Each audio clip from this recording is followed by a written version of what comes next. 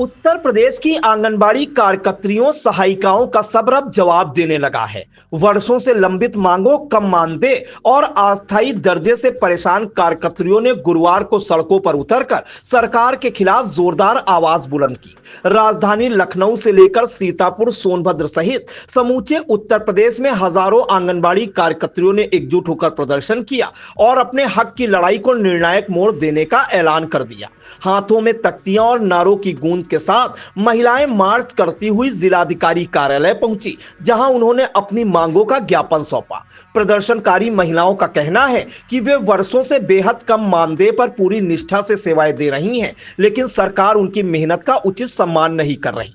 उन्होंने नियमितीकरण, 24,000 रुपए मासिक मानदेय, पूर्णकालिक कर्मचारी का दर्जा, पेंशन और ग्रेच्युटी जैसी मूलभूत सुविधाओं की मांग उठाई। इसके साथ ही मोबाइल व इंटरनेट भत्ता, पीएलआई भुगतान में पारदर्शिता और आंगनबाड़ी केंद्रों के किराए का भुगतान सीधे भवन स्वामी को करने की मांग भी प्रमुख रूप से रखी गई।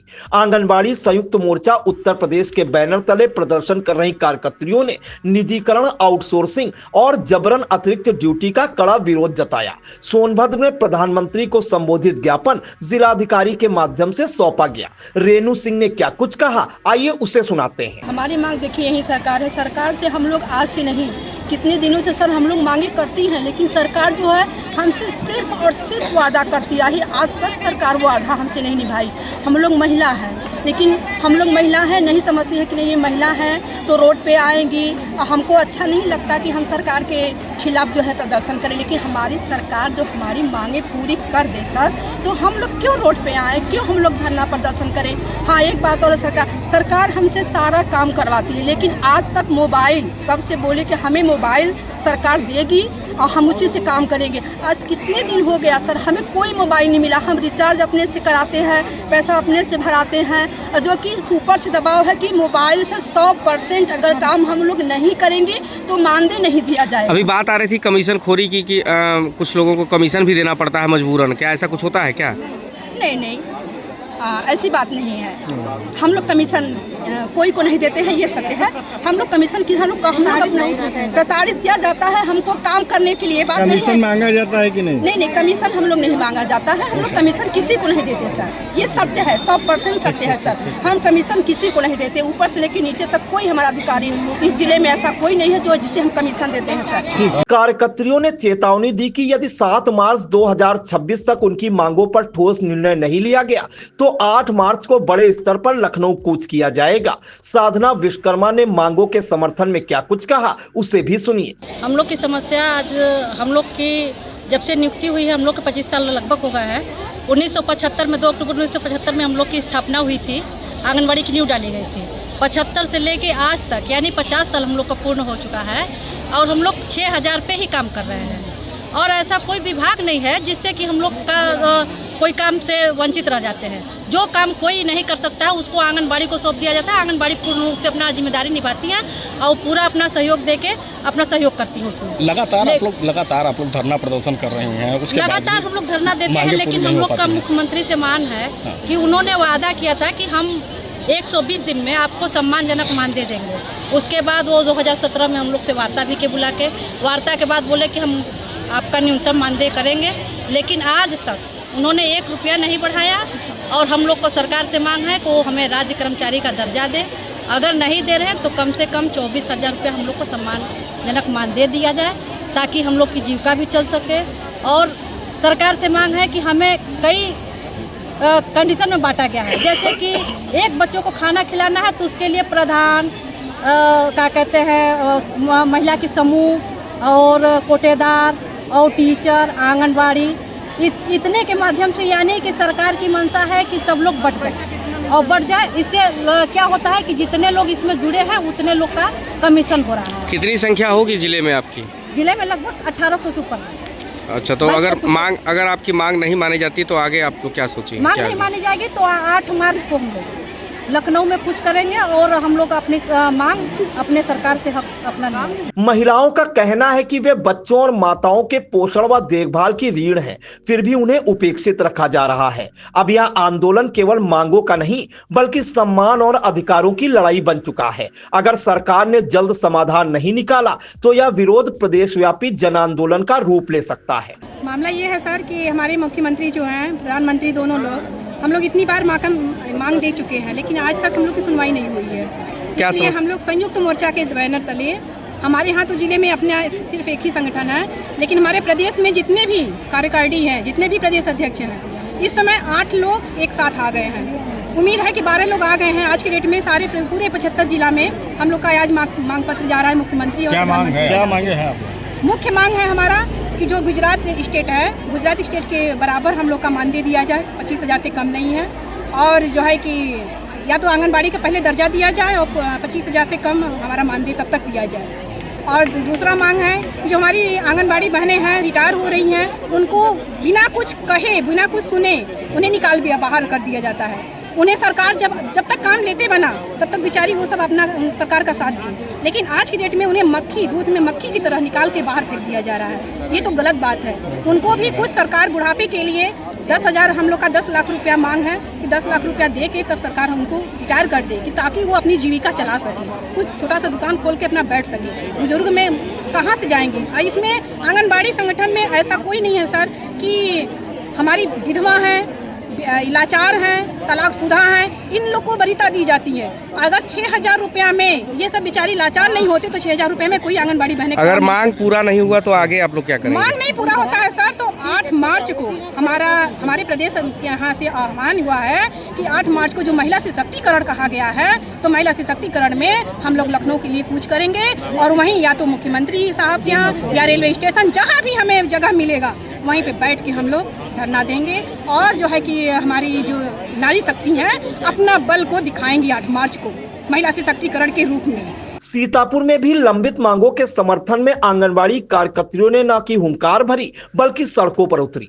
दशकों से सेवाएं दे रही इन कर्मियों का कहना है कि सरकार ने ना तो उन्हें सरकारी कर्मचारी का दर्जा दिया और ना ही मानदेय में कोई सम्मानजनक वृद्धि की गई। इसे लेकर उन्होंने जोरदार धरना प्रदर्शन किया। प्रदर्शन के दौरान महिलाओं की आवाज में आक्रोश के साथ अपने हक की लड़ाई लड़ने का अटूट संकल्प भी साफ दिखाई दिया।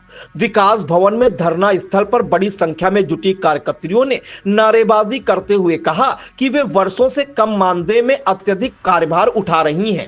पोषण ट्रैकर ऐप पर ऑनलाइन कार्य, मोबाइल रिचार्ज का खर्च, अतिरिक्त डाटा खर्च और अन्य प्रशासनिक दायित्वों का बोझ भी उन्हीं पर है, लेकिन इसके लिए कोई अतिरिक्त धनराशि नहीं दी जाती। उनका कहना है कि सरकार केवल योजनाओं का विस्तार करती है पर जमीनी स्तर पर काम करने वाली कार्यकर्तियों की समस्याओं को नजरअंदाज कर देती है। कार्यक्रम को संबोधित करते हुए वरिष्ठ नेता जगदीश प्रसाद वर्मा ने प्रदेश सरकार को सीधी चेतावनी देते हुए कहा कि मार्च 2026 तक मानदेय में सम्मानजनक वृद्धि, पोषण ट्रैकर ऐप पर ऑनलाइन कार्य हेतु मोबाइल व रिचार्ज भत्ता तथा अन्य लंबित मांगे पूरी नहीं की गई तो प्रदेश भर की आंगनबाड़ी कार्यकर्तियां लखनऊ में कलमबंद आंदोलन करते हुए सामूहिक हड़ताल पर जाने को मजबूर होंगी। उन्होंने कहा कि इसकी पूरी जिम्मेदारी शासन और प्रशासन की होगी।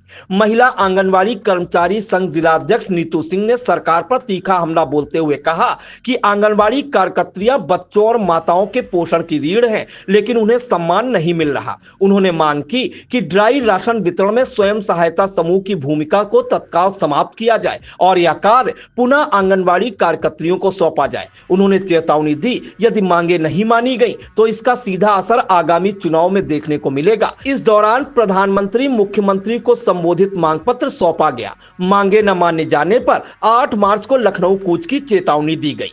धरना प्रदर्शन में उत्तर प्रदेश आंगनबाड़ी कर्मचारी कल्याण एसोसिएशन के जिलाध्यक्ष श्रवण कुमार वर्मा, महामंत्री रामश्री राठौर, नुसरत फातिमा, नीता, सुलोचना यादव, वैशाली पांडे, सुशीला गौतम, निगार सुल्तान, उर्मिला राठौर, शालिनी श्रीवास्तव, नीलम, सुनीता, नेहा, जगदीश प्रसाद सहित सैकड़ों कार्यकर्तियां शामिल हुई। अपनी समस्याओं को मजबूती से उठाया। सभी ने एक स्वर में कहा कि अब वे अपने अधिकारों से पीछे हटने वाली नहीं हैं। धरना समाप्ति के बाद प्रतिनिधि मंडल ने जिलाधिकारी को मांग पत्र सौंपते हुए सरकार तक अपनी आवाज पहुंचाने की अपील की।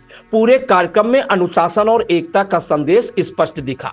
विरोध प्रदर्शन में शामिल जिला अध्यक्ष नीतू सिंह और जगदीश प्रसाद वर्मा इंडिया से क्या कुछ बोले, उसे भी सुनिए। हमारे साथ 2 संगठन है यहाँ पर, एक हमारा महिला आंगनबाड़ी कर्मचारी संघ, दूसरा उत्तर प्रदेश कर्मचारी कल्याण आंगनबाड़ी कल्याण एसोसिएशन का। 2 संगठन इस समय एक हुए हैं और संयुक्त मोर्चा बनाकर लड़ाई लड़ रहे हैं सीतापुर में। किन बातों की लड़ाई कर रहे हैं? हम लोगों की बहुत सारी मांगे हैं, जिसमें हमारी प्रमुख मांग है कि हमारा वेतन बढ़ाया जाए, हमको सरकारी कर्मचारी घोषित किया जाए, कम से कम हमको 25,000 मानदेय दिया जाए और रिचार्ज का पैसा दिया जाए।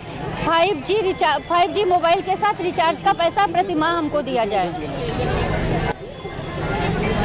हम लोगों की बहुत सी मांगे FRS करने में हमको दिक्कत आती। गांव में लगभग हर लाभार्थी से लड़ाई, हर लाभार्थी शिकायत करता है। अभी हमारे यहाँ बहुत सारी दिक्कतें आ रही हैं और इसी चक्कर में हम लोग बैठे हैं।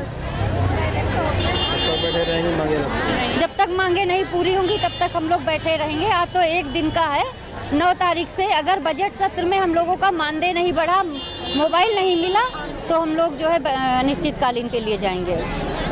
9 मार्च से। नीतू सिंह, जिला अध्यक्ष।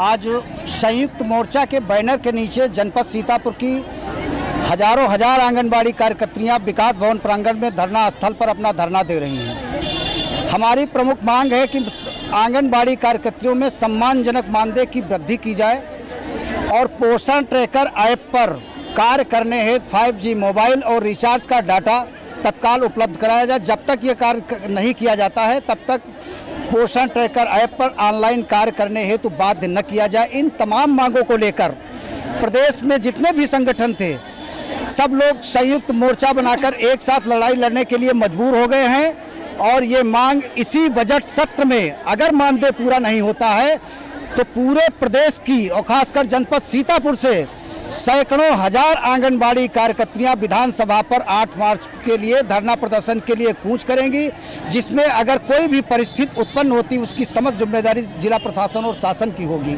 मैं आज इन्हीं सब मांगों को लेकर माननीय मुख्यमंत्री उत्तर प्रदेश सरकार एवं माननीय प्रधानमंत्री भारत सरकार नई दिल्ली को ज्ञापन प्रेषित किया जा रहा है।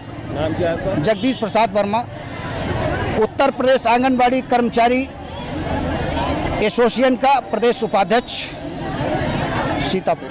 अंततः आंगनबाड़ी कार्यकर्त्रियों ने यह साफ कर दिया कि वे अब केवल आश्वासनों से संतुष्ट नहीं होंगी, उन्हें सम्मान, अधिकार और न्याय चाहिए। यदि सरकार ने उनकी जायज मांगों पर गंभीरता से विचार नहीं किया तो यह आंदोलन आने वाले दिनों में प्रदेशव्यापी रूप ले सकता है, जिसकी गूंज सत्ता के गलियारों तक सुनाई देगी।